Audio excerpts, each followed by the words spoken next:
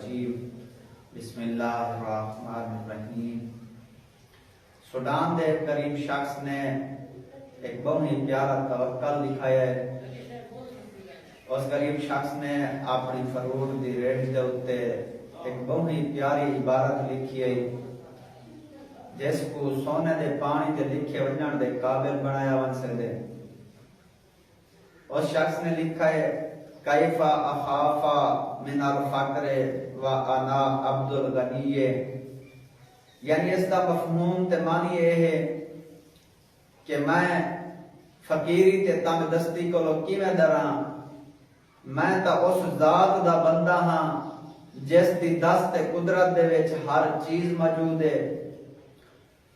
میرا مہربان بے شک او ذات اللہ تعالیٰ ہے، اسی دے دست تے قدرت ہر چیز ہے، اس دی طاقت دے وچ ہر چیز ہے۔